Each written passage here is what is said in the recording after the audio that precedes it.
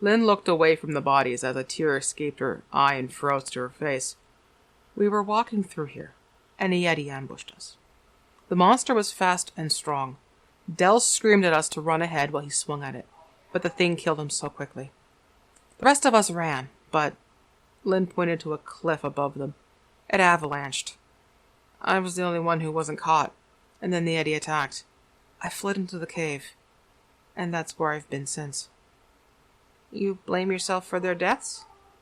In a way, I should have joined them, Lynn meekly conceded. I mean, how did the snow miss me? It missed you because it did. Cora shrugged. I don't understand why this is a point of contention for you. What do you mean? Lynn sneered at the girl. My companions and I came together. We were pilgrims for the High God. I'm nothing special. If the Fates don't have a plan for them, why should they have a plan for me? Well, because they do? Cora shrugged again. Whatever plan they have, they decided you need to live. No one said the Fates are nice about it. Lynn looked at the bodies of Ella and Jason. Those two were too young to die. She then pointed to Paige and Father Triff. And they were guiding us and could have guided more people. Del? He died serving his sworn duty. Had he lived, he could have saved many more lives. Lynn, it's sad, I know. Cora replied solemnly while placing a hand on her new friend's shoulder. But the Fates don't concern themselves with these things. And there's nothing we can do about it now. Just be happy you're alive. For you, like any of us, could die at any time. Now, this way. We need to get down the mountain. Cora's words died in her throat as loud footsteps echoed from the path.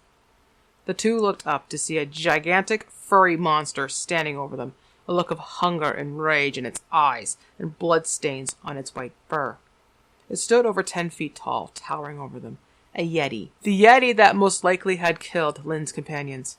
Lynn and Cora watched the snow slide down and covered the way back. Lynn ran up to Del's body and pried his sword from his frozen hands. She almost fell from the blade's weight.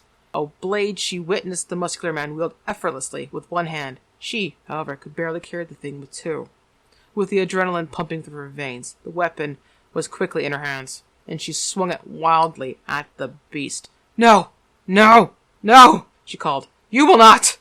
The Yeti paused to look at them, eyes curious and licking its lips. Its red eyes stared down at Lynn as she held up the shiny weapon under the cold sun. The beast charged, the weight of its raging body making the ground rumble. That's it, Lynn. Distract the thing, Cora whispered as Lynn faced the snow beast, which snarled with animalistic hunger. Fear of this thing gave way to fury within Lynn as she struggled with the cold metal of the heavy weapon. As the beast charged, Lynn clumsily swung the blade, hitting its thigh with the broadside of the weapon. The beast bellowed in pain as it swung its paw at Lynn, knocking her to the ground, the sword crashing with a clatter. She rolled to get out of the way of the Yeti as it attempted to pounce on her, the ground shaking even more as she reached for the sword. Screaming, she swung it up from the ground and towards the Yeti. She slashed its chest as the momentum of the blade made her roll around on the ground. She then struggled to her feet, shaking from pain as she grunted to herself from the weight of Del's blade. The Yeti made a grab for her. Lynn's attempt to jerk out of the way was in vain as its claws wrapped around her waist and lifted. Her attempt to get the beast off her.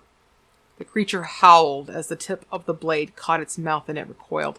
This was long enough for Lynn to get in another good swing, which made purchase on the beast's cheek. Roaring in agony, it dropped her to the ground. The drop knocked the wind out of her as the blade fell, broadside parallel to the ground, on top of her. She cried out in pain as she struggled to her feet again, only for the Yeti to be on her. Weakly, she swung the weapon, but missed making any connection to the Yeti as the creature's hot, rotten breath was on her face. It was going to bite her.